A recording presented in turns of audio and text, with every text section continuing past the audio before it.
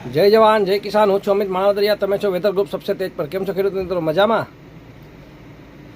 આપણે અગાઉ વિડીયોમાં કહ્યું હતું કે 2026નું ચોમાસું ખૂબ ઓછા વરસાદવાળું છે. આપણે ઘણા સમય પહેલાં આ વાત યુટ્યુબ દ્વારા કરી હતી. આપણા અલગ અલગ વોટ્સઅપ ગ્રુપમાં પણ આ વાત કરેલી, ફેસબુકમાં પણ આપેલું છે. હવે આપણે આજે યુટ્યુબ દ્વારા ફરી તમારા સમક્ષ રજૂ થયા છીએ. તો આવનારા દિવસોમાં એટલે કે 2026 જૂન એન્ડ સુધીમાં હજી કોઈ ખાસ ભારે વાવણી લાયક વરસાદ દર્શાવતા નથી મોડલ.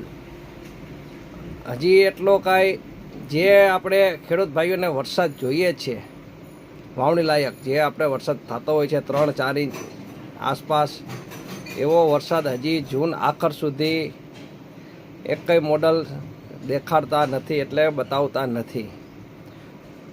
અલગ અલગ છૂટાછવાયા વિસ્તારમાં વાવણી લાયક વરસાદ ચાલુ થશે, પણ ખાસ એવો ભારે વરસાદ નથી. તારીખ 22 આસપાસથી વાતાવરણ ચેન્જ થઈ જશે, રેડા ઝાપટાને એવું ચાલુ થશે, પણ આપણે જે જોઈએ છીએ એવો વાવણી લાયક વરસાદનો રાઉન્ડ છે નહીં.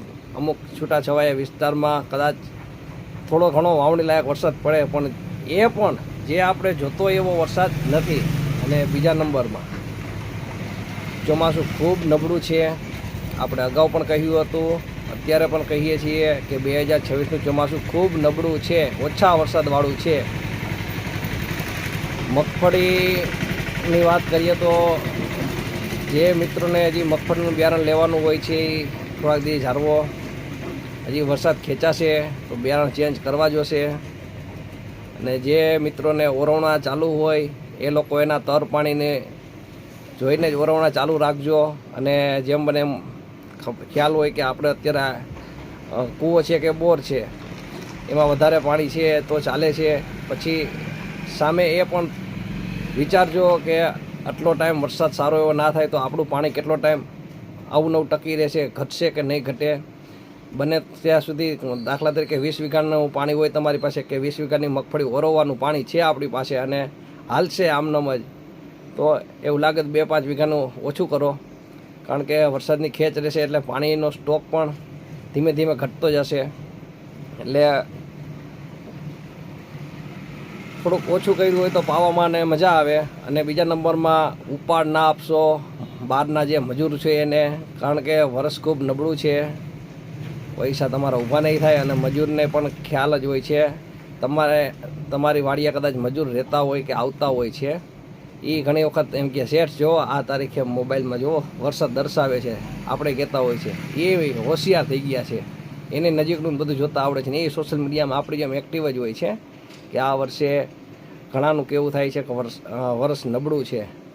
એ લોકોને શું છે, ઉપાડ લઈ લેશે ખેડૂત પાસેથી કે શેઠ, કારણ કે 2-5 વર્ષથી તમારું રાખે છે, શેઠ વાં ભરવાના છે, 50,000 નાખી દો ખાતામાં, અમે આ તારીખે આવીએ જ છીએ.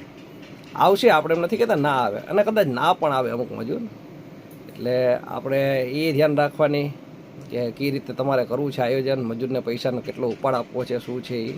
એટલે બહુ આ વર્ષે 2026ના ચોમાસામાં ખૂબ ઓછા વરસાદ છે, સાવચેતી જરૂરી છે.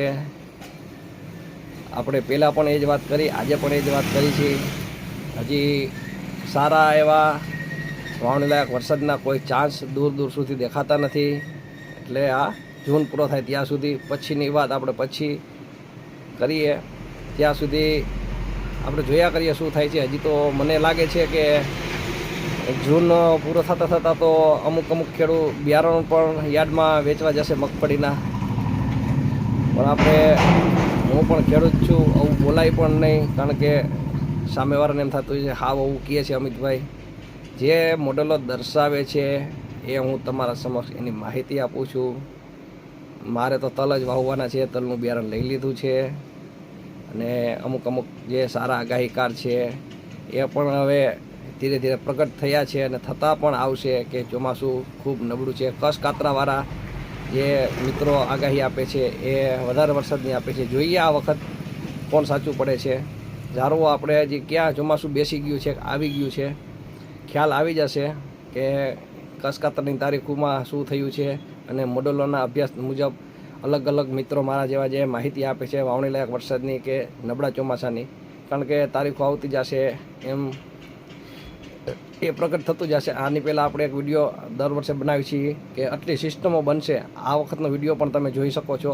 એમાં ચોખ્ખું જ મેં કહ્યું છે કે આટલી સિસ્ટમો બનશે, પણ જો એક બે સાચી પડી જાય શરૂઆતની 1 2 3 કે 4 શરૂઆતમાં જે આપણે વાત કરી છીએ, તો તમે લખેલો કાગળ હોય રાખજો, નકર ફાડીને નાખી જ દેજો. આપણે ચોખ્ખા શબ્દમાં કહ્યું છે, કારણ કે મને દેખાતું નહોતું એટલે આવા શબ્દો હું બોલ્યો કે આટલી સિસ્ટમો બનશે, સાચું પડે શરૂઆતમાં તો બધું સાચું પડશે, નકર ફાડીને નાખી જ દેજો. એટલે એ લગભગ ફાડીને નાખી જ દેવાનો છે એ કાગળ. એટલી સિસ્ટમો કંઈ બનવાની નથી, ફાઇનલ જ છે. કારણ કે વાતાવરણ જ ગરમ છે, અલનીનો સ્ટ્રોંગ છે, અલનીનોની અસર ચાલુ થઈ ગઈ છે ખેડૂત ભાઈઓ.